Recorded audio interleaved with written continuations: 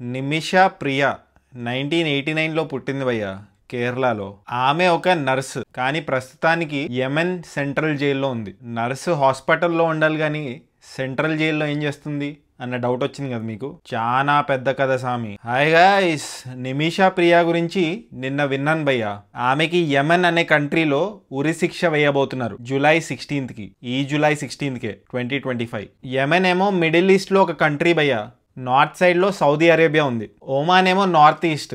అసలు నిమిషా ప్రియా కేరళ నుంచి యెమెన్ కిందకి వెళ్ళింది. ఆమెకి ఉరి శిక్ష ఎందుకు వేస్తున్నారు, వై, ఈ వీడియోలో చూద్దాం. 2008లో నిమిషా ప్రియా యెమెన్కి వెళ్ళింది భయ్య. అక్కడ గవర్నమెంట్ హాస్పిటల్లో పనిచేసింది యాజ్ ఎ నర్స్ 2014 దాకా. మధ్యలో పెళ్లికని చెప్పి 2012లో కేరళకు వచ్చింది. కేరళకు వచ్చి పెళ్లి చేసుకొని మళ్ళీ యెమెన్కి వెళ్ళిపోయింది. పెళ్ళయ్యాక నిమిషా ఇంకా వాళ్ళ హస్బెండ్ యెమెన్ లో ఉన్నారు 2014 వరకు. కానీ వాళ్ళిద్దరికి ఒక పాప జన్మించింది. ఖర్చులు పెరిగాయి. అందుకే నిమిషా వాళ్ళ హస్బెండ్ పాపని తీసుకొని ఇండియా వెళ్ళిపోయాడు 2014లో. 2008 నుంచి 2014 ఒక 6 years గవర్నమెంట్ హాస్పిటల్లో నర్స్ లాగా పనిచేసింది. పనిచేశాక ఇంకా చాలు, సొంత క్లినిక్ పెట్టుకుందాం అని ఫిక్స్ అయింది. యెమెన్ కంట్రీలో షరియా లా ఉంటుంది భయ్య. అక్కడ రూల్ ఏంటంటే ఎవరైనా బిజినెస్ చేద్దాం అనుకుంటే ఒక లోకల్ పార్ట్నర్ ఉండాలి. అప్పుడే తలాల్ అబ్దు మెహదీ పిక్చర్ లోకి వచ్చాడు. ఆయనకి ఒక టెక్స్టైల్ షాప్ ఉండేది యెమెన్ లో. లోకల్ యెమెన్ క్యాండిడేట్ ఆయన. సో ఆయనతో కలిసి నిమిషా ప్రియా క్లినిక్ సెటప్ చేసింది భయ్య. ఒక 14 beds ఉన్న పాలీ క్లినిక్. అయితే నిమిషా క్లినిక్ కొన్ని రోజులు బాగానే నడిచింది భయ్య. కానీ తన లోకల్ పార్ట్నర్ ఎవరైతే ఉన్నాడో ఆయన హింస పెట్టడం మొదలెట్టాడు. తరచూ డబ్బులు కొట్టేసేవాడంట క్లినిక్ కౌంటర్ లోంచి. ఫిజికల్ గా ఇంకా మెంటల్ గా హింస పెట్టేవాడంట. నిమిషా తన వైఫ్ అని బయట చెప్పుకునేవాడంట. And most important thing, Nimisha వాళ్ళ పార్ట్నర్ పాస్పోర్ట్ ని కూడా లాగేసుకున్నాడు. ఇలా ఆయన హింస పెడుతున్నాడని ఇంటికి కూడా ఫోన్ చేద్దాం అనుకుంటే ఫోన్ కూడా చేయనిచ్చేవాడు కాదంట. నిమిషా పోలీసులకు కంప్లైంట్ కూడా చేసింది. కానీ వాళ్ళు అసలు యాక్షన్ తీసుకోలేదు, పట్టించుకోలేదంట.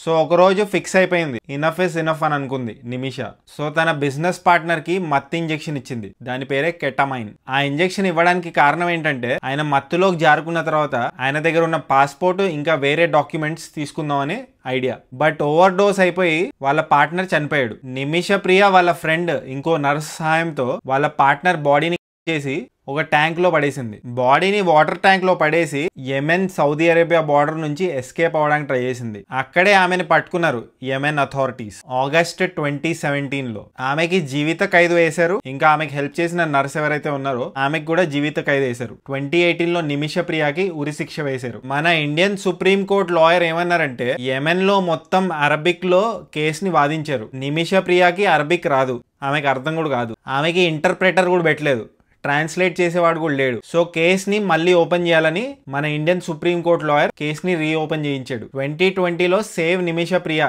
ఇంటర్నేషనల్ యాక్షన్ కౌన్సిల్ ఎస్టాబ్లిష్ అయింది భయ్య. నిమిషా ప్రియా వాళ్ళ రిలేటివ్స్ ఇంకా వేరే వాళ్ళు కలిసి దీన్ని ఎస్టాబ్లిష్ చేశారు నిమిషాని బయటికి తీసుకురావడానికి. నవంబర్ 2023లో Yemen Supreme Judicial Council Nimisha Priya appeal ని తిరస్కరించింది. ఇప్పుడు లాస్ట్ ఒకటే ఆప్షన్ మిగిలింది నిమిషా ప్రియాకి. అదేంటంటే నిమిషా ప్రియా ఎవరినైతే చంపేసిందో వాళ్ళ ఫ్యామిలీ ఈమెకి క్షమాభిక్ష పెడితే తప్ప ఆమె బతికే ఛాన్స్ లేదు. దాన్నే బ్లడ్ మనీ అంటారు. బ్లడ్ మనీ అంటే ఏం లేదు, ఒక 1 million అరేంజ్ చేయాలి చచ్చిపోయిన వాడి ఫ్యామిలీకి. నాట్ నెసెసరీలీ 1 million, బట్ ఒక అమౌంట్ అయితే అరేంజ్ చేయాలి. ఆ అమౌంట్ తీసుకొని క్షమాభిక్ష పెడితే వాళ్ళని వదిలేస్తారు. కానీ ఇప్పుడు చిక్కేం వచ్చిందంటే ఆ ఫ్యామిలీ ఒప్పుకోవట్లేదంట. ఇంకా వేరియస్ రీజన్స్ వల్ల ఈ నెగోసియేషన్ అవ్వట్లేదు. ఇంకా ఓన్లీ 4 days ఉన్నాయి. 16th July Nimisha ప్రియాకి ఉరేయబోతున్నారు. మన ఇండియా నుంచి కూడా చాలా ఫైట్ పెడుతున్నారు నిమిషా ప్రియాని తీసుకురావడానికి. మరి చూడాలి నిమిషా ప్రియా సేఫ్ గా ఇండియాకి వచ్చేస్తుందా లేకపోతే యెమెన్ లోనే చనిపోతుందా. ఇది బై ఆ tragic story of Nimisha Priya in Yemen.